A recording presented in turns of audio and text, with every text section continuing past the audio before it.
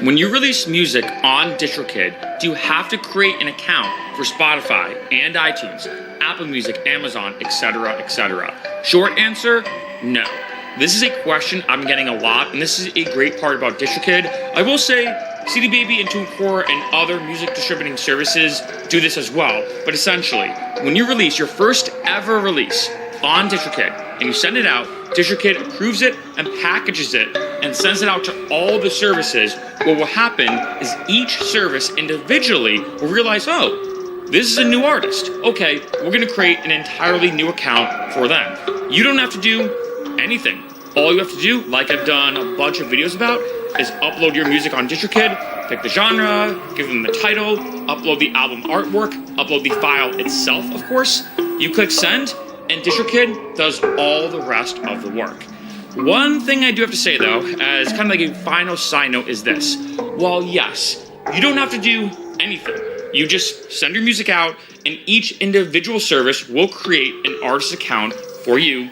Just pretty much, it depends on the timing, I will say, but it happens rather quickly.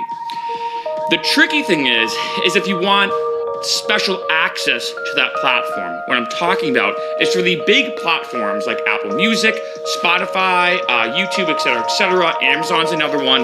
You can get a special access to the artist section where you can personally see your streams, your analytics. Where's your music being listened to? How many guys versus girls are listening to your music? What is the age ranges of people listening to your music? YouTube OAC to get an official start kind of planning out a tour. Platform and service will create that artist profile for you automatically, and then from that point out, any single time you have a release, it will automatically go on each individual artist profile on that platform.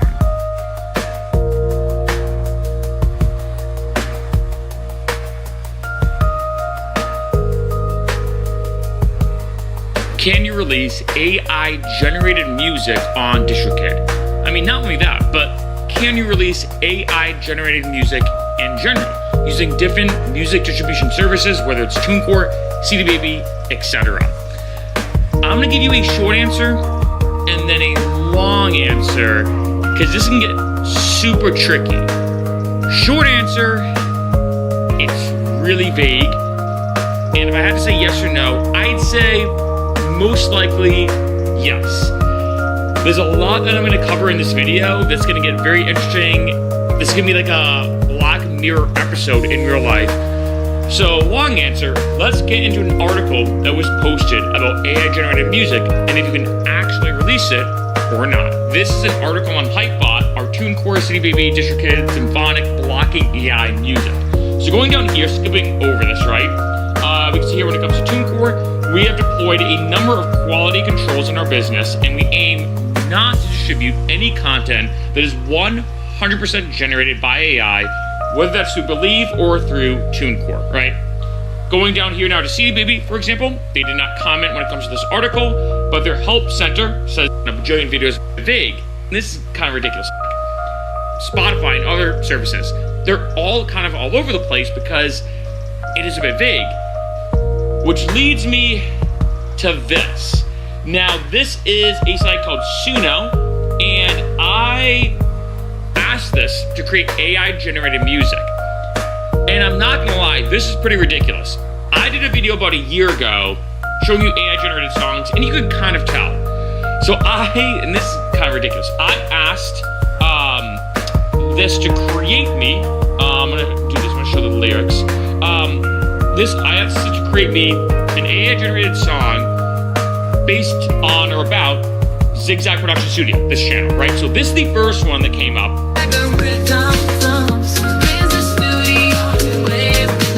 Little cheesy, I'm not gonna lie. Human productions with actual human vocals that sounded worse than this, right? Like, feel the energy, set your soul on fire. From the speakers to any one of those like high school or college 90s or 2000s movies like American Pie or Old School, you know, something like that. So this one came out pretty interesting. Down in the dirty streets of one. The music is how. So why did I show you that? Here's the issue for me And this, again, goes down a deeper rabbit hole is how could you tell if something is AI generated or not? Now, when it comes to this video, I know this is a blend of like an explanation, like can you actually release AI music or AI generated music? And some theory as well, but like when it comes to this video, here's what's tricky. Is on one end, if I had to give you, without all being said now, a short answer, I'd say, for the most part, yeah. And the reason why I say that for the most part, yeah, is one, I have released AI-generated music on DistroKid. I did it as like a test and as an experiment. I posted some of those videos. I can't remember when. It was the end of last year, I think, or something like that, or was it this year? I can't remember when, but I posted being like, wow, this album was made by AI, and I released it, and it was on Spotify, and it was getting listens and streams and all this kind of stuff, right? You could tell it was fairly AI generated, though. It was kind of cheesy. The voice sounded very synthetic. That to me sounds pretty good. I mean, scarily good. And this is why I hate to say that there's both an on-paper answer and an in-person actual answer, and that's why I want to show you all this. One of my favorite, my favorite quote, not one of my favorites, but my favorite, is knowledge is knowing tomatoes are fruit. Knowledge is knowing a tomato is a fruit, but wisdom is knowing not to put it in a fruit salad. Likewise, although these services might say, like CD Baby and TuneCore, hey, we don't support AI generated music, we're not going to release it. And like I said, it could be this kind of cat and mouse game where AI gets so good to make a song you can't tell, and then you have to create another program to actually tell, and it becomes this whole almost programming battle, so to speak. And I know this is a touch of, like I said, a Black Mirror episode, but it is important to bring up that on paper, even if CD Baby or TuneCore says, look, you know, we're not going to allow it, how can they really tell? And take these songs, for example. I have heard songs that, if anything, as weird as it is to say, sounds more like an AI, even though it's made by humans. Likewise, with these songs, I'd say you're really not going to have any issue, because I can't see how they would be able to post for you. It's pre-done, etc., etc. But then you have to bring up this kind of odd paradox of, well, what's the difference between using AI-generated music, and let's say it makes a synth melody for me, and then me going to Splice Sounds, typing in synth melody, and me downloading it. What's the difference, like say, between split them up into two different essence of human creativity?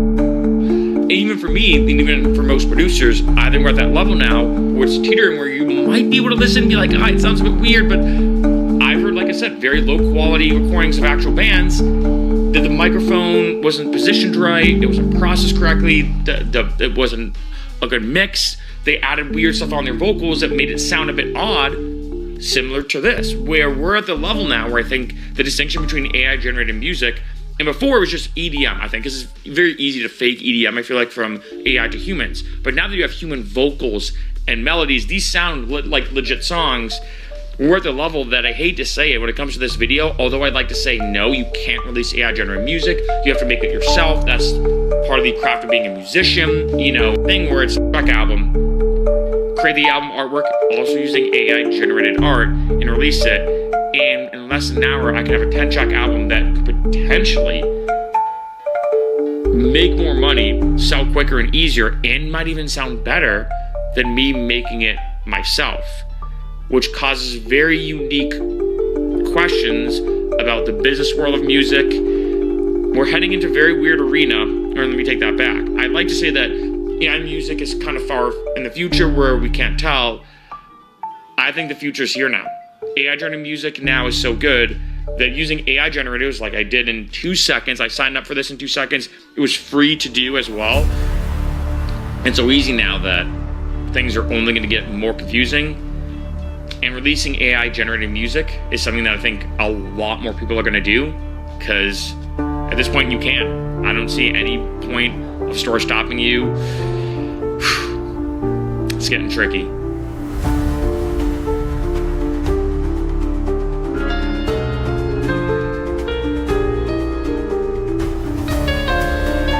Searching for direction through the darkness and the doubt. A place in this world where I truly can stand out.